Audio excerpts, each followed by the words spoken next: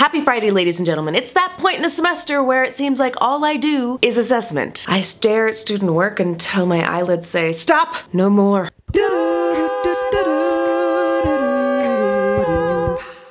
Contrary to popular student belief, not all student work is for a grade. Grades are part of a larger item in education that help us realize how students learn and understand. But there are a lot of words that get tossed out in education dealing with this student learning and understanding. Today, I want to parse these out and deal with what each one actually means, talk about how it's helpful in education, and then talk about some issues. Let's start with assessment. Assessment is the broader nature of overall understanding. It's not a single piece of evidence. Instead, assessment is synthesizing piles of information and creating a decision based on what we see. Think of it as a series of burst photos. One photo doesn't help us see the complete nature of a person. It's the collection of photos that help us determine the true vision. Or, to bring it back to education, it's the collection of measurements that help us determine how well the student understands the material. This collection of measurements is assessment. Notice, nowhere in that definition did I say anything about grades. Next, measurement. A measurement in education is one iota of information. It's a snapshot of student learning. Monday's spelling test? That's a piece of measurement. Tuesday's homework on fractions? That's measurement. A measurement showcases students' understanding on one day, and the teacher checks the student's ability to answer correctly. Because a measurement is one snapshot, each measurement can result in vastly different levels of correctness. Back to our burst photography analogy. Some photos come out very photogenic, and some come out ridiculously fugly. However, no one photo gives the whole idea of what a person looks like, especially the fugly one. Reminder?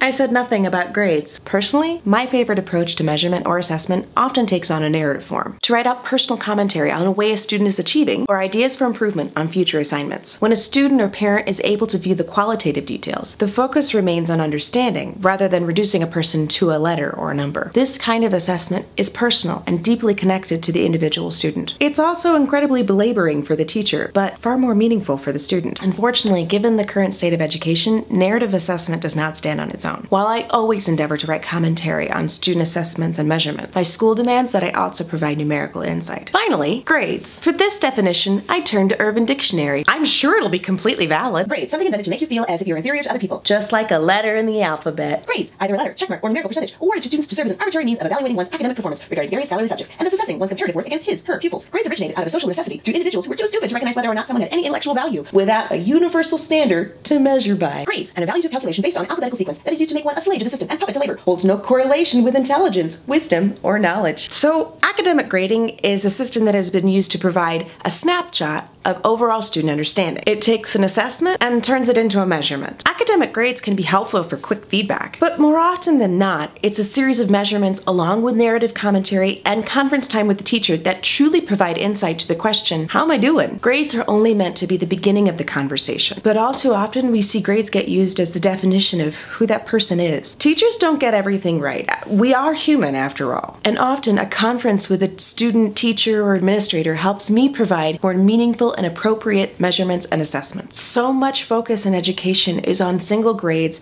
rather than overall understanding. And often a grade trumps the progress a student has made. How am I doing is a question that cannot be answered with a single number or letter. Let's answer with commentary in addition to numbers. Let's compare where the students started with where they are now. Let's focus on all the pieces of the puzzle that are involved with student learning and understanding. But for now, a haiku. Numbers and learning, the two ideas are distinct. Look beyond the grade. A big shout out to all my teachers who helped me really understand these ideas in assessment and measurement, most especially Cindy Taggart, Mitch Robinson, and John Kratis. Thank you so much.